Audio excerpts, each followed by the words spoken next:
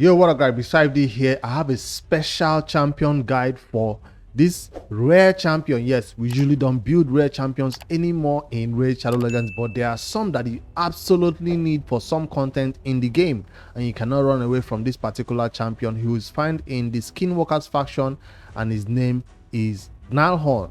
Now, this champion used to be very good and used everywhere back when Raid didn't have a lot of options in terms of epic champions and legendary champions. But these days, newer players coming into this game do not struggle anymore to get champions who are better than he is. So that's the beginner disclaimer that I'll give you. If you're looking to find out if this champion is useful, I'll tell you yes. In the early game content where I use him, I'll tell you all about that and show him in that content. And also in the end game content where I currently use him today, I'll also do a run right there and show you his build and all that. So that's the disclaimer, that there are better champions that do what he does, and even if you take him to 60 and use him, you easily replace him and then still use him in that end game content I'll show. So what is this champion known for? What is it going to help you with in your team is basically a provoke. You need in the early game players who soak up all that damage so people don't hit your kill, your ATL and all that, squishy champions, your cold heart. So if there is no tank champion in your team, all your other squishy champions will go down easily. So that's what Gnarlhorn can do with this skill right here that places provoke debuff on all enemies for 1 turn. Now this is a very rare skill that you no longer see these days in new rare champions that come up. Placing a provoke on all champions is very rare. Even some epics don't do it, they just do it on 3 people or so randomly. Legendaries do it especially for 2 turns, but he does it for 1 turn. So that's what is differentiating him from epics and legendaries, that some epic champions do it for 1 turn just like he does, maybe on a lower cooldown, but he also has it on a 3 turn cooldown. That means it will be available for you to use it before the enemies can even take a turn. So what does provoke do? It means that the enemies that are provoked will use their A1, their basic abilities. They won't do all their big nuking hits, their stuns, their whatever they have, A2 and A3. They'll only be able to use their A1. That is why it's so useful against content. It also makes sure that all the damage is directed to him and nobody else will be touched until he goes down. But before he goes down, guess what he does? He will place unkillable buff on himself for 2 turns. So while he's placing the provoke for 1 turn, before they even begin to kill him, he will place unkillable buff on himself for 2 turns. This does not say for 1 turn. You notice? That means for an entire 2 turns, he will be totally unkillable. While the enemy is still trying to kill him, even if they have no provoke, they still come for him. He will not go down enough for him to have that provoke up again to, use it on the 3rd turn. So that's why he's so useful. If this unkillable buff was for 1 turn, he might die during all those provoke hits, but it's for an entire 2 turns. I've never seen this happen on a champion these days in Raid. You usually see somebody who is going unkillable. Even Skull Crusher, his unkillable is for 1 turn because he just loses on the 2nd turn, right? If it was for 2 turns, he would be so crazy in the clan boss. So that's what I think about this skill. Places provoke, goes unkillable. You cannot kill him. His other allies are busy taking you down and all that. So but that we're not done with the A2. He also places increased defense on this champion for 2 turns, which means it's even harder to kill him eventually. So I'll show you how I build this champion. His A1 is nothing special. This champion, as you can see, is a tank. You want him HP, defense, maybe slow or fast, whichever team you want him in. Accuracy to land that provoke. Yes, you will need accuracy on this champion to land this provoke. I'll show you the stats. And then the A1, like I say, is nothing special. It doesn't do anything special. Now if there's an A1 provoke right here, it would have been even more, but they are hoping that you put some damage onto him, maybe 100% crit rate. But I wouldn't recommend you try to focus on crit rate or crit damage on this champion. Building full tank so it can be as live as possible, so this unkillable will not even be required. His HP and his defense will keep him alive. This champion, to show you how good he is, he also has a defense in all dungeons, 27%. That's even better than Apothecary, even better than some epic champions who have a 25% defense in all battles or dungeons. He has a 27% increased defense in all dungeons. So you want this champion to be in the leader slot in the spider. Yes, that's the main content where I'm going to be testing him in. But maybe if you want to test him in the dragon, where your allies, your Frozen Banshee, keep being targeted before she gets to the Dragon Boss to lay poisons, he can be there to soak up all that damage and survive long enough for her to get there eventually, and make all those enemies that hit her use only their A1s. So that's what you can use him in the leader slot instead of Apothecary in the leader slot. Awesome champion for that content.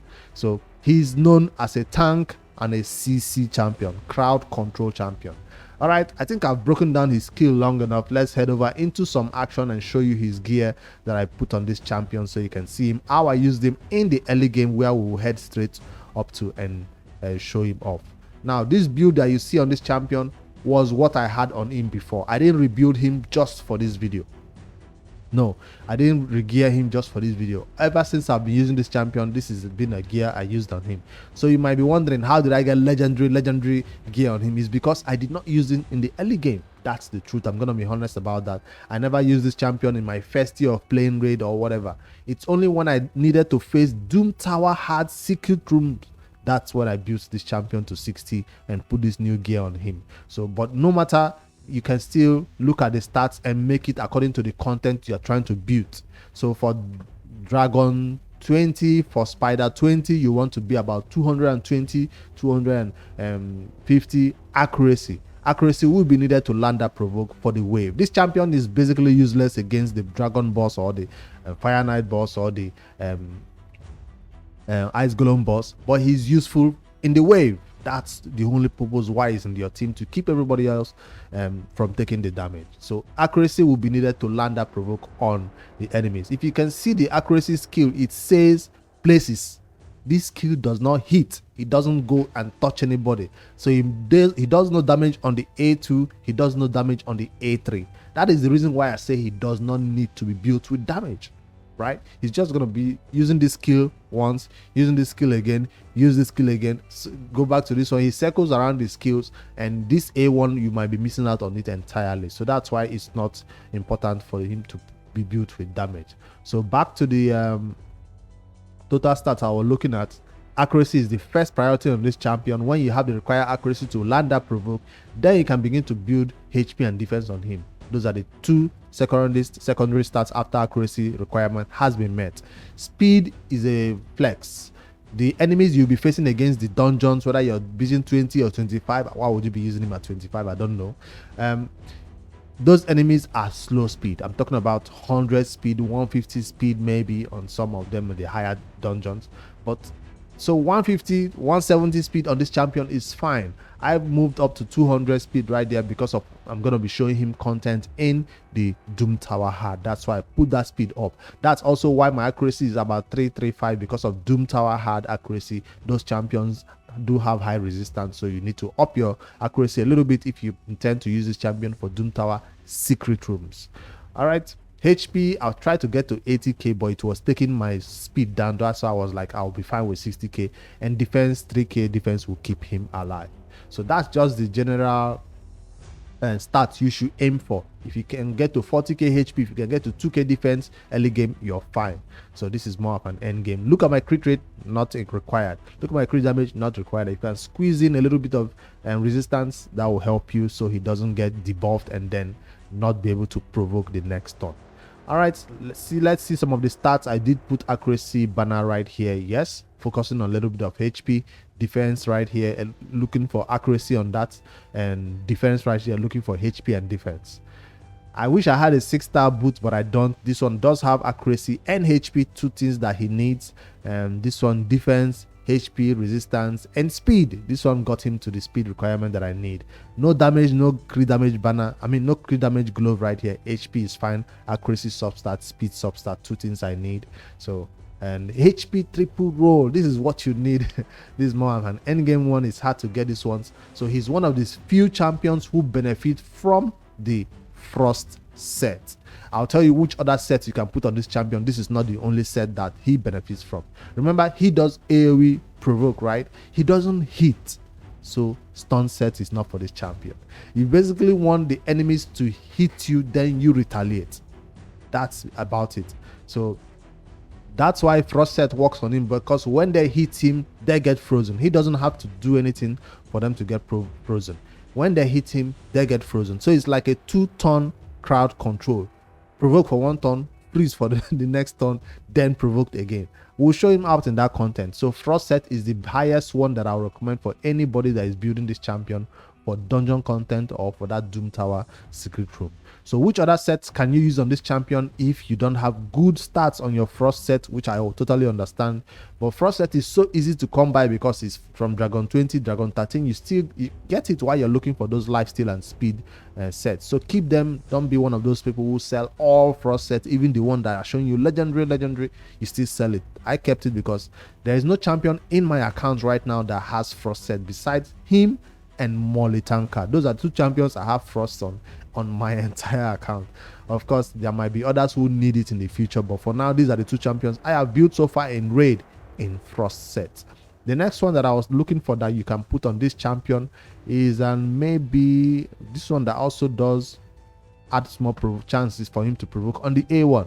So this is a 30% chance that he will land that provoke debuff on anybody who he has already provoked. So he provokes them, they hit him, he goes in with the A1 to try to provoke them again. This is a very valuable set. I don't have good stats on this one, that's why I went for frost set. So on his other brother who looks exactly like him, I think I use this other set. I'll do a champion guide about him if anybody wants to see that. But that's a frost set that I would recommend on him, or this provoke set if you have good stats on any of them. You have good stats on, put them on him. Is there any other one besides those two? I think those are the two main ones. I will not talk about those other sets from the more difficult ones to get. These are the basic one because he's a basic champion. He doesn't deserve your best set. This is not my best frost set at all. He doesn't deserve it. So he's used for a specific content. That's why he doesn't deserve it. Those are the two ones I would recommend. If you have any other ones that you think this champion will be better in than frost or than provoke, let me know in the comments. I'm always willing to learn how you use this champion, and so we can see better ways to use him in new content that is out right now. All right, let's see how we can put in masteries on. No masteries on this champion. Remember what I said about he's not going to be using his A1 or doing damage or anything, and I'm going to be using him only in secret rooms. I was like, there's no boss in that secret room, right? So why am I putting masteries on this champion? Maybe to land a little bit more accuracy on this champion right here. Then if you put stun set on this champion, well, not stun set, I mean that provoke set I showed you, you might need to get this one that increases your chances of placing provoke from a 30% chance to maybe a 35% chance right here. So this might be one. Fearsome Presence would be good for a provoke set. I simply got 2 accuracy and I was fine. You know, when you take this champion into the menu and you want just this beginner level of masteries, that's all you need for them to just get a little bit of boost and go do their work in the faction wars. That's another content where I took him to 50 for the faction wars and I took him to 60 for Doom Tower hard content. So yes, he was part of my faction war team and I was neglecting all this while I was talking about only dungeons and Doom Tower. But faction wars, he's an MVP right here. You need those champions to stay provoked the entire time, and he's an MVP in faction wars. If that faction is open, I'll test him out in right there with some battles, but I doubt it to be open. I have a dedicated champion guide about, a dedicated playlist of all the factions I've beaten in raid, showing right here on the screen. You can check that out and you see the exact team I used in this Skinwalkers faction, and he was there. I'm sure he was there at 50. All right, and that's masteries on him. Check out Hate if you want the full masteries, but I would recommend defense and support 3, not damage mastery. But people will say if you're going to use him in faction wars, get that damage mastery to maybe so you can add A1 wall master if that's what you want. All right, we are done hyping this champion or talking about him and explaining how you might want to use him. Let's take him into some content and see how he actually works in battle. Now, I've not put a team together, so let me just quickly go to normal 20 of the spider and take out some of my best teams so he can come in the leader slot like I'm expecting him to. I'll have to turn on champions in the vault because most champions I will use are already in the vault, and we do need a decrease speed, decrease attack, decrease defense. I'm trying to do a beginner friendly team right now, so that's we're not using we do need a cold heart, an apothecary, I don't want him to be overshadowed in this team, so let me just put in moderate champions. Who is going to be doing the damage? I don't want to bring in HP Bond right here, so let me just put in... We're not going to run it all the way to the end. I just want to show you a little bit what it does. All right, Amiga is beginner content, I guess. And then who else is beginner friendly for Dungeon 20 content? Who else? Did I put this champion in? I don't want to bring in his brother. He's going to overshadow me. So should I just do a cleanse? Let's do a cleanser, a revival. Let Amiga be our only source of damage. I just want to see how long he can keep this weak team alive. So let's go. I have to do it on manual because I did not put it on auto team, and so they don't use their wrong skills at the wrong time. I just want to see him get boosted. Use your A1, nothing else. And Apothecary boost us up. Decrease defense, decrease attack. Amiga, keep the tummy meter down. And this is what he's there in the battle for. Provoked. Every hit that is coming up will come to him. All the poisons will come to him. Of course, we have UDK these days. That's why I say he's no longer needed for content like this. This is how newer players used to use him back then, 2 years ago, when there was no way to deal with these spiderlings. If you don't have HP Bond, you have to tank it until the spider can be killed by your Amiga. But these days, everybody has a bigger tank. That's 1 poison on him. Slow your speed. 2 poison. 3 poison. Frozen. Come on, get me more poison before I do a cleanse. Remember, I have a revival right here to bring him back to life if he eventually goes down. If he does go down. When he has an unkillable that lasts 2 turns. This is so fun to see. Alright, this is the time to place the unkillable. So, hit me. Hit me. All this poison is not gonna kill him. All this poison is not gonna kill him. But I'm seeing that only 1 person is getting frozen. That's where that fearsome presence might come in handy. Do I cleanse it? That's an unkillable for 2 turns. I'm not going to cleanse it. Let him keep taking all the hits. I'm not even going to heal him with Apothecary. I want him to actually die. Because that's what a tank is supposed to do. Sacrifice yourself for the good of the team. And since he's in the leader slot, see how they are still targeting him. He's 0 health, but he's still alive. Damn, I love this. This champion. Do I cleanse him? Not yet. I want to use that for somebody else who gets poisons.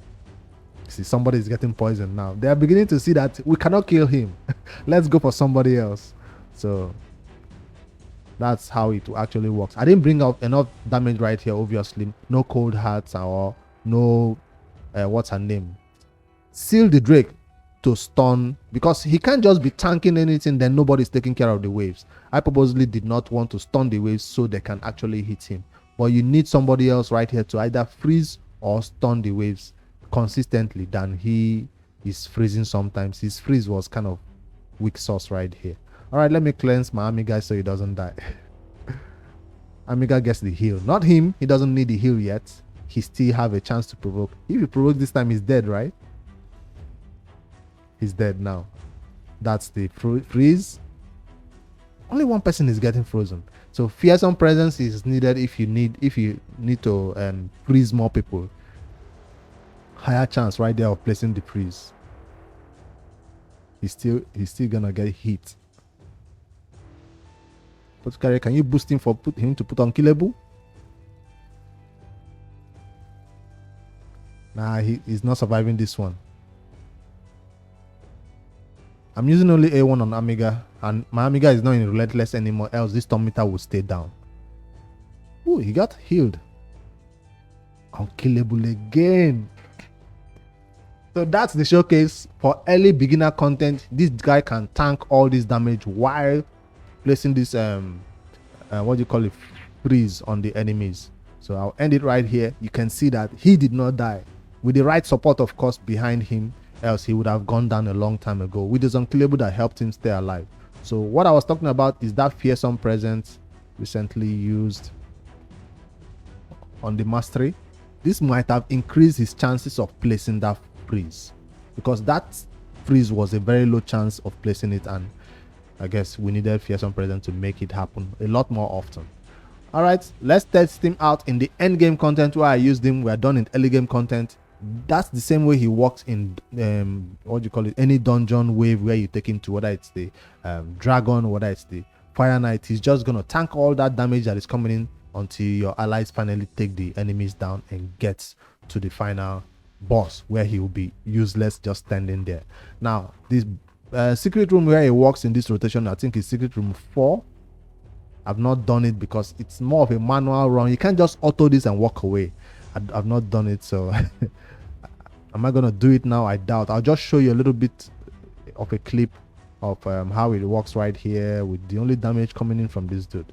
So these are champions that you have, if you really want to take this secret room reward seriously, you have to build them. You have to take them to 50, maybe most of them works at 50. I took them to 60 on my account because I have nobody else to take to 60. Your account will get to a point where you have all your best champions at 60 and you have nobody else to 60, and that's when he can then become 60 on your account. Maybe even for faction war, I think he can get this job done at level 50. This provoking job done at level 50. When they are provoked, I do not need to stun them. Most of these my champions, all these 2 champions right here that I took to 60. You're wondering, why did I take 2 of them to 60? It's because I needed to take down this secret room, and yeah, I can now make sure that the atometer stays down resisted. I'm not going to run it all the way to the end. I'll just show you a little clip of what he's doing in this team. He's not even going to use his unkillable right here because his health is full, right? I'll just use his A1. And now their provoke is falling off. I can now begin to try to stun them. That's the stun right here. I meant to use the AoE though. She's about to do a cleanse. He doesn't even need his unkillable. Let me still go in with that A1. A1 does nothing, like I said in the... That's the freeze. That's what I'm looking for. That's what you need. Stun is being working right now, and she's gonna cleanse it. This champion, I should have... Anyways, that's how Doom Tower hard goes. If you fail it, you can just stop, try it again. You need to target her. I'm not gonna run it all the way to the end. It's a slow run. I think I do it in 5-10 minutes or so, because they are using spare gear. None of these champions you see have my best gear, so they are all slow and no masteries at all. All right, that's the showcase for this champion, Gnarlhorn. I think that's how his name is pronounced. I just wanted to dust him out of the vault today and show him up for you guys coming into the raid, looking at these rare champions and thinking, are they good, are they good, are they bad?